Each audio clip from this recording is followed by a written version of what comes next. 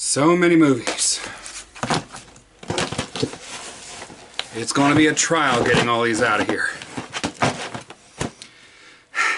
Hey y'all, I'm Derek and welcome to a DocGrandma special presentation. As you can probably tell, I'm in the process of moving house, so we're going to be kind of sporadic for a while on when we can actually upload Bad Movie Friday Night. Basically, all of my movies and all of my kitchen equipment have already been put into boxes, so it's going to be kind of hard for me to drag them out until I get to my new place. Well, that still made me want to post, so I wondered what I could post. And then I was thinking about what I've already posted, because I was looking over my YouTube channel and I realized I've posted a lot, actually, a lot more than I ever thought I would. So, what were my favorites? I mean, you always love all of your episodes like they're your kids, but there's a few that stand out as some of my favorites. And I thought I'd list them out for you. So, in lieu of a proper episode, here's the DocGrandma filler countdown of my favorite episodes.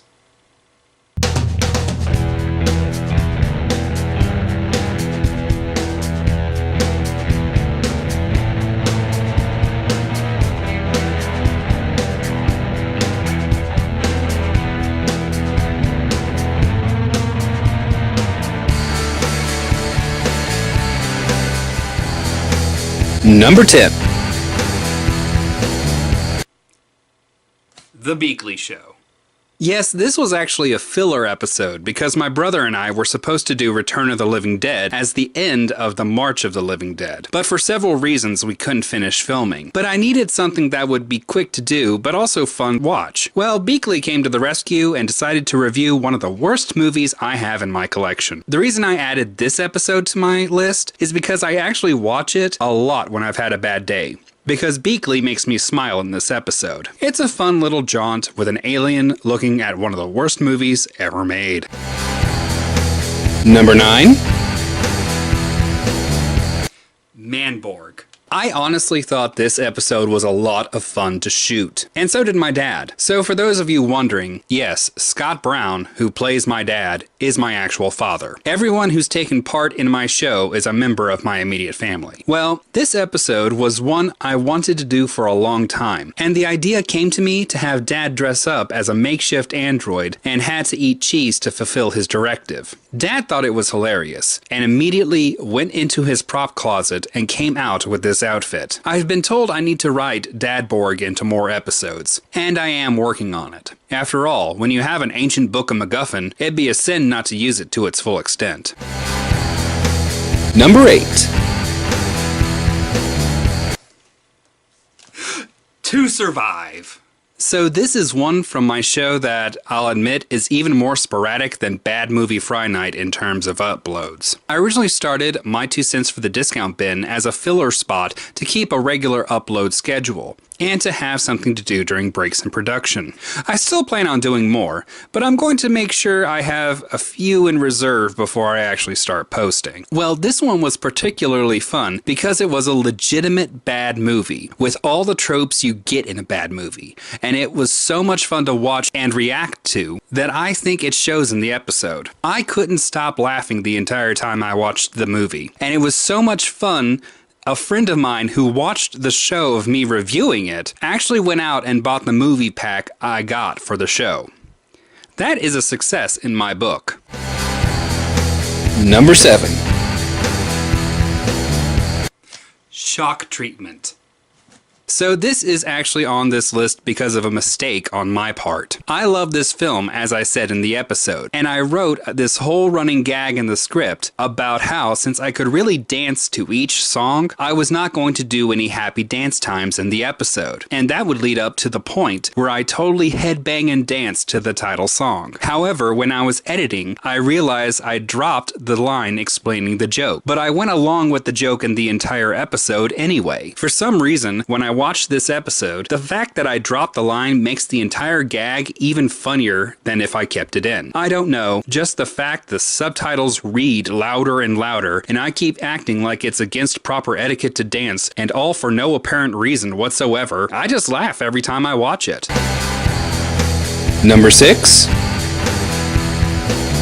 Little Shop of Horrors. If you can't tell, I really like January jingles. I love musicals as a genre, and to share them with the world in any way I can is a great joy. This one I particularly like because, actually, I thought I did some good writing in this episode. I thought Beakley was really rounded in this show, and I thought he looked cute in his little cowboy hat. And of course, it brought back Igora, who was just a throwaway character I wrote for my mom when she asked to be in an episode, who I actually think is pretty hilarious. She'll be coming back at some point as well, especially if I get my Corman Beach Party month done in time. Oh, I guess that's a bit of an announcement. This summer we're actually going to be doing the Roger Corman Beach Party, where we look at some of the famous beach horror films of Roger Corman for a month. That's going to be a lot of fun. But also, I thought this episode ended on a sweet note, where Beakley and I realize how good of friends we are. Number 5. Return of the Living Dead. I love it when I get to play with my brother. This was originally supposed to be the final episode of March of the Living Dead, but due to scheduling conflicts, we weren't able to film it until much later. However, I think that was actually beneficial. It allowed me to write in the whole story of the ancient book of MacGuffin that I started in the Beakley Show. My brother, for no reason, always brings out the most fun, and when we get together, we can't help but try to one-up each other. So it led to some really good back and forth dialogue. In fact, this episode has my favorite line I've ever yelled on screen. Because I'm a fat man with an ancient book of MacGuffin! I don't think it's coincidence that my most viewed episodes have my brother co-host with me. But maybe next time, we'll switch places and he can do the cooking. Number 4. House, 1977. Not only is this one of my more popular episodes, it's one of my personal favorites. Like I said in the episode, I first saw this at a midnight spook show and absolutely fell in love with it. So I knew I wanted to do it for the show and have something to do with bananas to go along with it. This is also a fun one with Beakley, and I love how he's just passed out on the couch at the very end. The movie itself is psychedelic and fun, and this episode is just a lot of fun to watch for me. Number 3. Versus. So, I saw this film when I was in Japan. I had a local friend who asked me if I liked zombie movies and martial art movies, and when I said yes, he showed me this film. I enjoyed it so much that I bought a copy when I got back to the States. Now, this is on the list because, honestly, I literally did not have a script to shoot until about an hour before filming. I had one movie lined up already, but it hadn't come in the mail by the Thursday before the episode was supposed to air, so I whipped this up and filmed and edited it in about 24 hours, just in time to upload on Monday. And of course, Beakley is hilarious in this episode, with how he pretends to be a ninja. Number 2. The obligatory convention crossover. Once again, For No Reason and I get together and review a movie, and this was a lot of fun to do. We were at the premiere Comic-Con, and I figured it'd be a good time to get another review out with my brother. What came about was a great episode with great banter, and I was actually amazed we got through it because we were having too much fun filming it. And the con itself was a lot of fun, if you were wondering. And now, the number 1 movie on my list. Number 1. Terror Vision.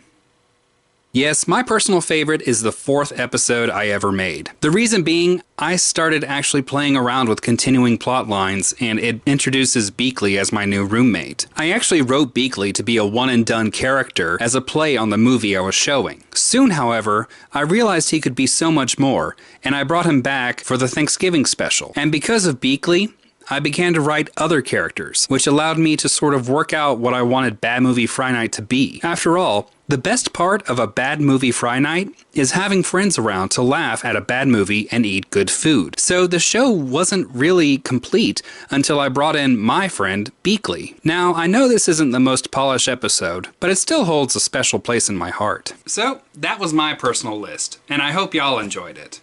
I'd also like to know if y'all have any personal favorites, or if you think I still have a ways to go before you can actually sit through an entire episode. Just leave me a message down below. Well, thanks for stopping by, thanks for tuning in, and feel free to come back for seconds.